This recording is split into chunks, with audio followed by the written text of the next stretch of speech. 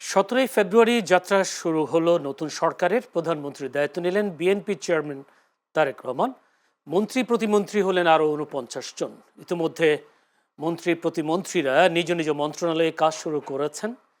দীর্ঘ 16 বছরের অপশাসন এবং বিগত 1.5 বছরের ডক্টর ইউনূসের শাসনকাল পার করে নতুন বাংলাদেশের যাত্রা শুরু হলো। তবে তারেক রহমানের দায়িত্ব নেওয়ার পরেই সামনে এসেছে রমজানের মতো গুরুত্বপূর্ণ একটি মাস।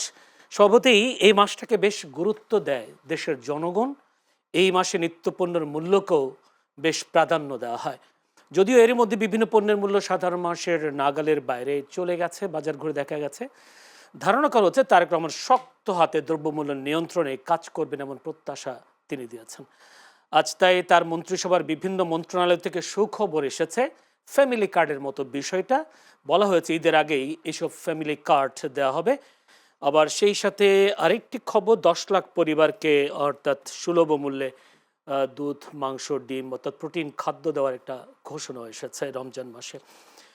এইসব খবরে জনগণকে কিছুটা স্বস্তি দেওয়া গেলেও এই সরকারের কাছে মানুষের প্রত্যাশা কিন্তু অনেক। সেই প্রত্যাশা পূরণে সরকার কতটা কার্যকর পদক্ষেপ নেবে আগামী দিনগুলোতে, সেই সময় পর্যন্ত আমাদের অপেক্ষা করতে হবে দর্শক। তাই আজকে আমরা আলোচনার বিষয় নির্ধারণ করেছি নতুন সরকার এবং প্রত্যাশা, এবং আলোচনা হবে সমসাময়িক বিষয় নিয়ে। আলোচনা করবার জন্য আমাদের সাথে স্টুডিওতে উপস্থিত আছেন, আমার ডানে আছেন মাসুদ কামাল, সিনিয়র সাংবাদিক ও কলামিস্ট। মাসুদ কামাল, আপনাকে অসংখ্য ধন্যবাদ সময় দেওয়ার জন্য। আমার ভাই আছেন রেজাউল করিম রনি, সম্পাদক জবান। রেজাউল করিম রনি, আপনাকেও অসংখ্য ধন্যবাদ সময় দেওয়ার জন্য। রেজাউল করিম রনি, দর্শক পুরো অনুষ্ঠান জুড়ে আপনাদের সাথে আছি আমি জয়নুল আবিদিন।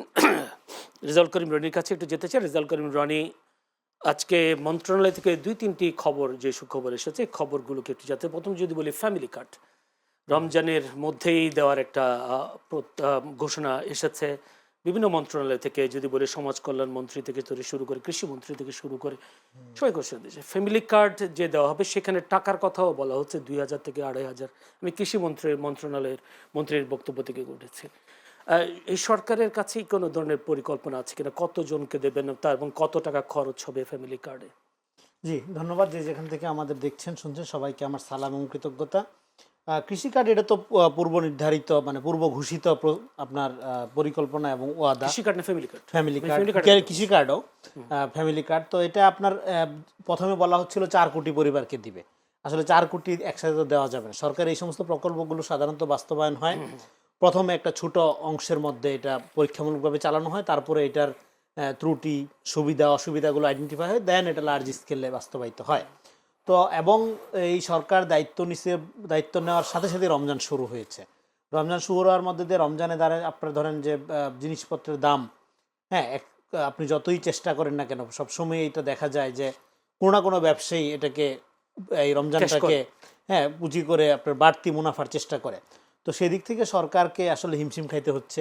সরকারকে শুরুতেই এটা আপনার কঠোর হস্তে আপনার কীভাবে দমন করবে আমি জানি না। যে বাজারের সিন্ডিকেট যেটা আমরা সবসময়ই দেখি, সবসময়ই শুনি, এইটা খুবই গুরুত্বপূর্ণ। যেমন ধরেন যে জিনিসপত্রের দাম, কাঁচা সবজি, লেবুর দাম, হ্যাঁ, এগুলো নিয়ে অসন্তোষ আছে মানুষের। সেই অসন্তোষ দ্রুত দূর করতে হবে। করার জন্য এখন এটা তো ওভারনাইট দূর করতে পারবে না। এই জন্য সরকার হয়তো বিকল্প লাইনগুলো অ্যাক্টিভেট করার চেষ্টা করছে। তারই অংশ হিসাবে তার ওয়াদা মাফিক দ্রুত ফ্যামিলি কার্ড অন্তত কিছু অংশ, অন্তত প্রথমে ধারণা করা হচ্ছে 1,10,000, হ্যাঁ, ফ্যামিলি কার্ড যদি পৌঁছানো যায়। এবং এটা শুরু হবে প্রান্তিক পর্যায়ে।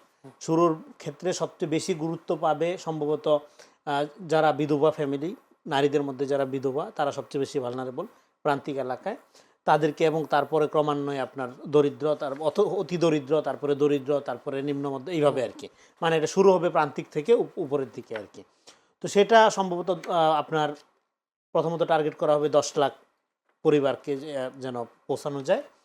তারপরে আপনি যেটা বললেন যে এখানে এই প্রোটিন সমৃদ্ধ খাদ্য দ্রুত পৌঁছানোর জন্য আপনার এটা তো অলরেডি সুলভ মূল্যে পৌঁছানোর জন্য এটা এনটিএমসি যেটা টিএমসি যেটা আছে আমাদের, সেটাকে অ্যাক্টিভেট করা।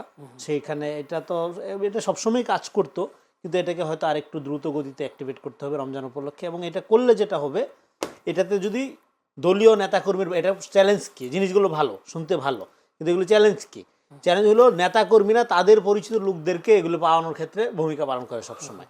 সেইটা ব্রেক করতে হবে বিএনপিকে। ব্রেক করে এটা নেতাকর্মী না, জনগণকে পাওয়ানোর ক্ষেত্রে ভূমিকাটা নিতে হবে। সেক্ষেত্রে মূল চ্যালেঞ্জটা আমি মনে করি এই জায়গায় আমি মনে কেউ করি কেউ কার্ড নিয়ে ব্যবসা শুরু করেছে এরকম খবর হ্যাঁ এগুলো হবে বাংলাদেশে, এগুলো তো কমন, ফলে এগুলো সেটাকে দমন করবার জন্য আসলে কি সেগুলো দমন করার জন্য সেক্ষেত্রে সরকার এবং ক্ষমতাসীন রাজনৈতিক দল, হ্যাঁ, তাদের ভূমিকার মধ্যে পার্থক্যটা করতে পারতে হবে। এইটা বিএনপির সরকার না, এটা জনগণের ভোটার দিকে, বিএনপি নেতাকর্মীদের ভোটে খালি এই সরকার নির্বাচিত হয়নি, সাধারণ মানুষ ধানের শীষে ভোট দিছে, অবশ্যই বিভিন্ন মত পথের মানুষ ধানের শীষে ভোট দিছে।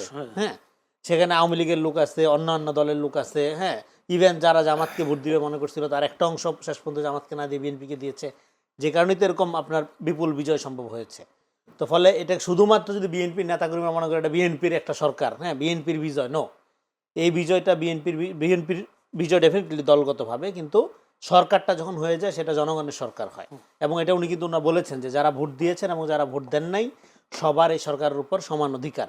তো সেইটা তো কাজে নিশ্চিত হবে। ফলে এই দুইটা যে প্রকল্প, এই দুইটা আমি মনে করি যে প্রথম পরীক্ষা, যে এটা আসলেই জনগণের যে সরকার, ভোট যারা দিয়েছে তাদের খাদ্যটা তো গত বছরও ছিল, এটা দুধ ডিম মাংসের বিষয়টা আমরা দেখেছি ফ্রিজে করে বিক্রি হচ্ছে, কিন্তু সবচেয়ে বেশি ইম্পর্টেন্ট যেটা ফ্যামিলি কার্ড, খরচের একটা বিষয়, খরচের বিষয়, কিন্তু এটাও ধরেন আপনার এটা হিসাব করা আছে। কারণ আপনার ধরেন যে আপনি যদি এই মন্ত্রণালয়গুলোর বাজেট দেখেন, সেই বাজেটের থেকে এইখানে যেভাবে বাস্তবায়ন করা হচ্ছে তার জন্য খুব বেশি বাজেট ঘাটতির ব্যাপার নাই আপনার টোটাল। কারণ এটা তো প্রথমে কোটি কোটি করছেন না আপনি, হ্যাঁ, আপনি প্রথমে ছোট স্কেলে করার মধ্যে দিয়ে এটা যাচ্ছেন। আর এখন ইমিডিয়েট যেটা হচ্ছে, ইমিডিয়েট আসলে যেহেতু রমজান, ফলে যত দ্রুত সম্ভব প্রান্তিক এবং ভালনারেবল মানুষকে যেইভাবে খুশি, যেইভাবে সম্ভব, হ্যাঁ, আপনার পাশে দাঁড়ানোটাই হলো মূল লক্ষ্য।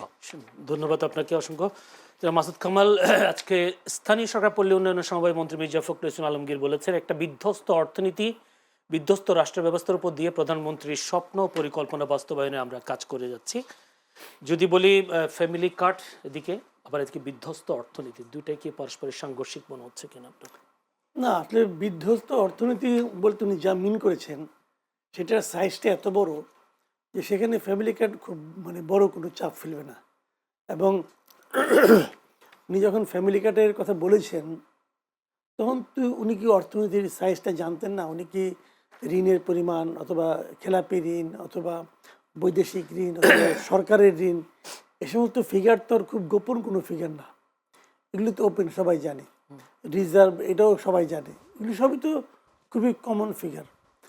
তো শেখ হাসিনার আমলে অনেক লুটপাট তো হয়েছে, অনেক সম্পদ বাইরে চলে গেছে, তো এটা তো অর্থনীতির বড় একটা ক্ষতি করে দিয়ে গেছে।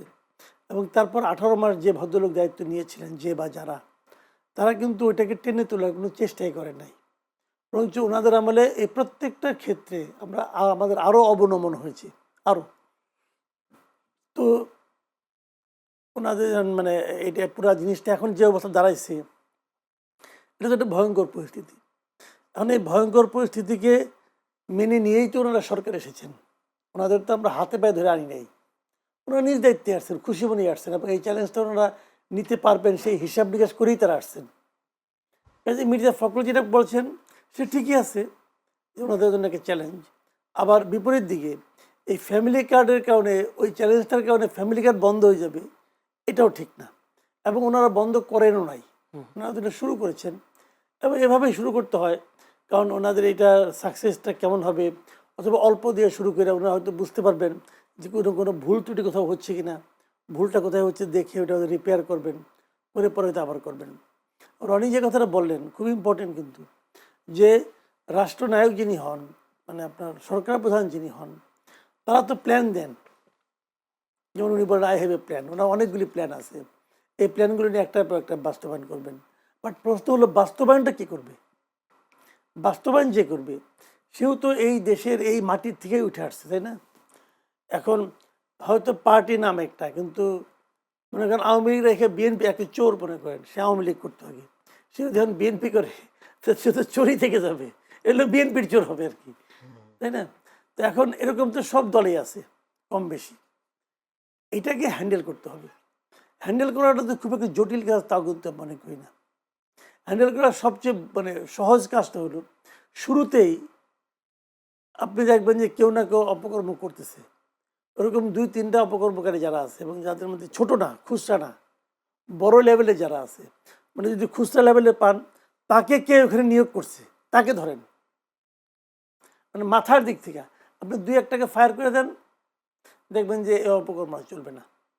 কিন্তু আপনি যদি মুখে মুখে বলেন, ওই পবিত্র গ্রন্থ থেকে পাঠ করে তাদের বুঝাইলেন যে ভাই তোমার এটা করা তো ঠিক না, এটা করলে তোমার তো পরকালে অনেক কষ্ট হবে, ওটা তো বললে ও ঠিক হবে না।